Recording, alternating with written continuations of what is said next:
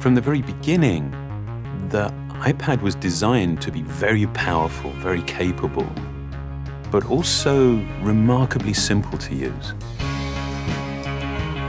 So our goal was to take all the amazing things that you can do with a full-size iPad, but pack them into a product that is so much smaller.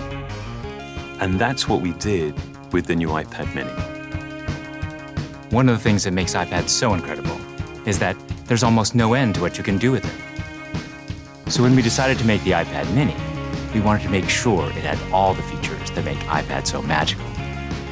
We began with a display that has the same resolution as the iPad 2.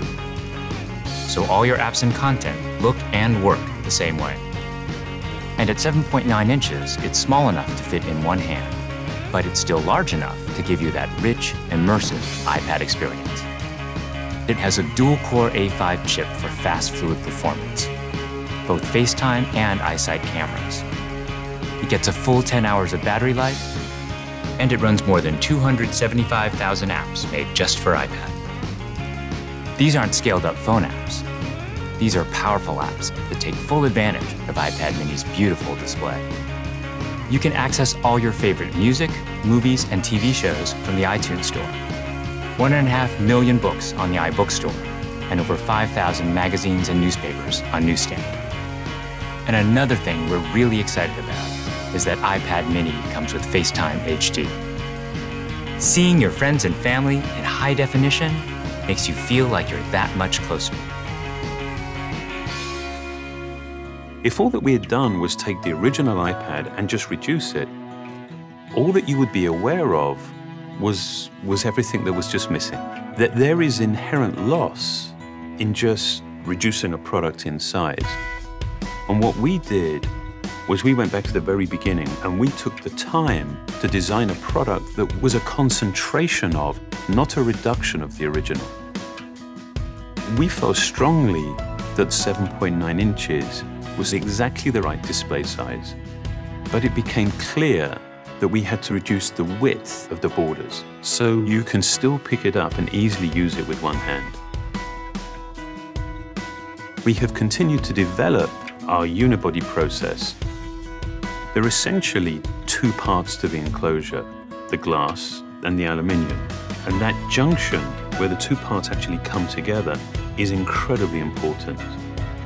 The diamond cut chamfer meets seamlessly with the glass. And I think it's a beautiful detail that further reduces parts and actually makes it more durable.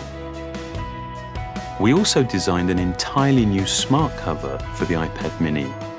By eliminating the separate aluminium hinge, we now essentially wrap the iPad mini in a single, simple colored material.